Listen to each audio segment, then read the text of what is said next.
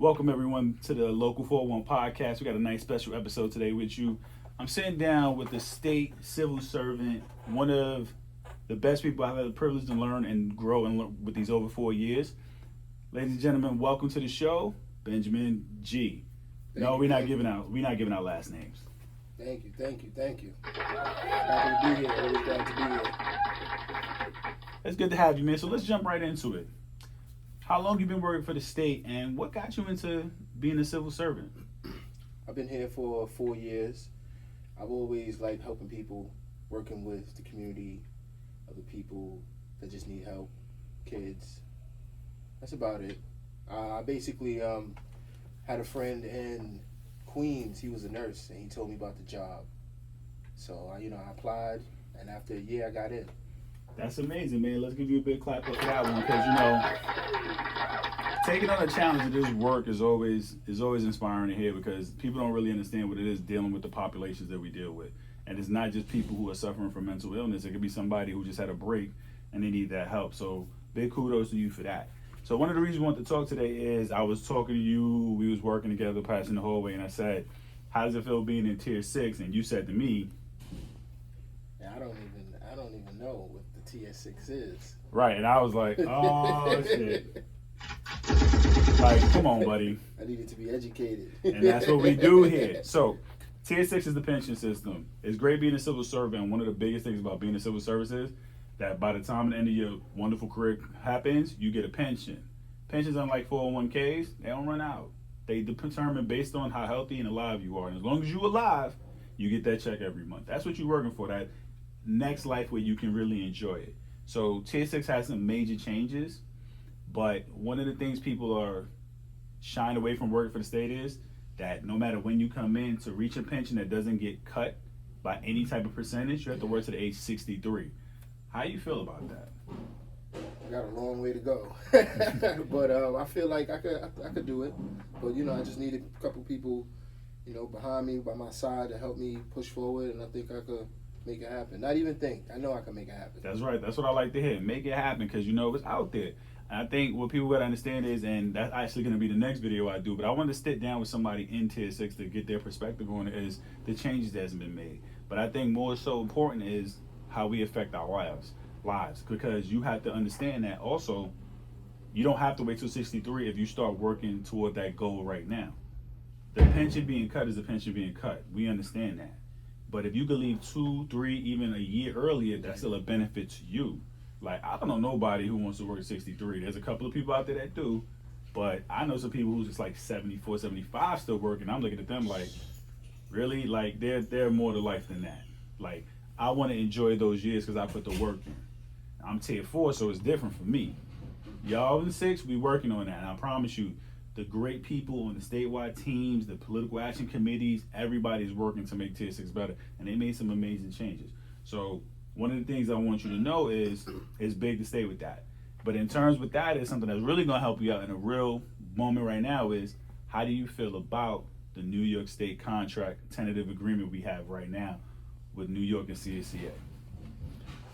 First off, definitely kudos to the union. I appreciate you, Jackie. Thank you. You're always looking out for us and trying to show us the better way. So I'm sorry. Can you repeat your question again? So the question is, no, don't worry about the question. Is how you feel about the state contract, the new one we just agreed to. So we had stopped in the hallway. You was like, yeah, Jack, I voted on the contract. And then you admitted something to me. What was it? Come on, you can tell me. I still need some help understanding the contract and everything like that. And ain't nothing wrong with that. But for that one, I got to hit you with the... Come on, you're supposed to get that knowledge before, because you support me in everything I do. Yeah. Nah, that's cool. You support me in everything I do, and it's okay. For sure. But, and I love and appreciate the support from you, from everybody. But I think the biggest thing with you is I love the energy you have to wanting to grow and know more. Because the biggest thing I don't think we understand as people is, it's great to want to learn, but you still need somebody to teach, and vice versa. It's great to be able to teach, but you need somebody willing to learn, and I see that in you. And I think the sky's the limit for you. So when it comes to state contract, we're going to do 2 things. We're going to talk about it right now, and when this is done, you're going to go back to the channels of the videos and you're going to watch the video about the contract. So the biggest thing in the contract is, a lot of people saw it as the raise scale we got. For the first time in over 30 years, we're getting a 4.5% raise in the first year, retroactive back to April 1st of this year. The next year we get a 4% raise. The year after that we get 3.5, and the 2 years after that, because it's a 5-year contract, we get 3% and 3%. Add it all up across the whole life of the contract, it's an 18% raise. Given me being here, and this is my 21st going into 22nd year, we've never, thank you, we've never come close to anything in the high teens. Maybe the low teens, right before the teens, like 12, to get to 18, and what we asked for was actually 20. To me, that's a win. And when you compound them raises on top of each other, it actually adds up to close to 19.4. Like, you can't really get mad at that. You got to give a big shout out to the negotiation team, all the people up there that I've been having the privilege to know, except for one guy. I love him to death, but you know, he's a character. He knows who he is. He knows I told him I was gonna get him, but nah, even him, they did amazing work, and I don't think people understand how hard it is negotiating with the state of New York because they deal in facts and numbers, and we don't get to see those numbers. We just get to see the final output. Yep. So big shout out to them. Another thing in the contract is location pay is going to be going up. Another big thing is healthcare is staying the same in a percentage base, which is really important because that percentage has changed, and you could go from paying $40, $50 a month up to $80, $90 a paycheck, and you're looking like, wait, hold on, what happened there? But your healthcare is important. You need that, especially in the job you in, because y'all could get hurt at any time. Like working with the mental population we do, that work is unpredictable. Yeah. So you got to be ready for that with all kinds of assurances, protections you could have. So with that being said, how do you feel about the contract now? And I know you're going to do the research on it, but do you think the negotiation team did a great job? Because I do, and I've been giving them the kudos since I heard about it.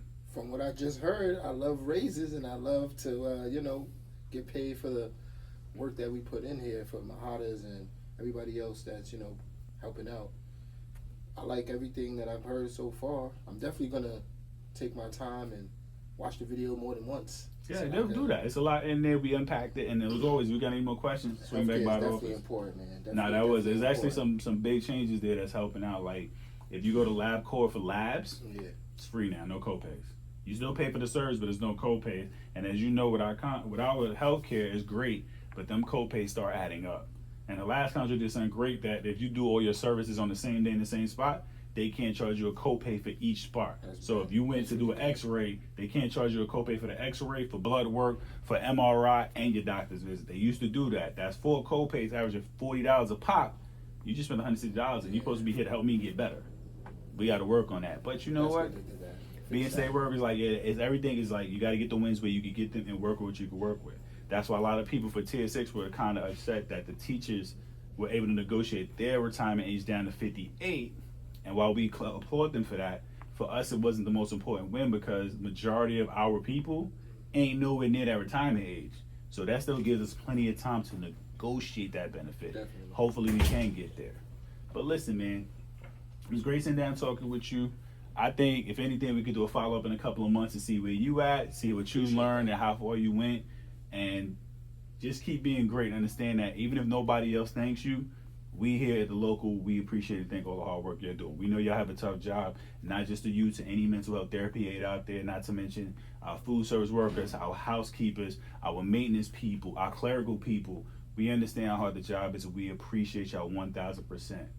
And as always, thanks for y'all for tuning in. Like, subscribe, share, and we'll see you next time. Yes, sir. Have a good one.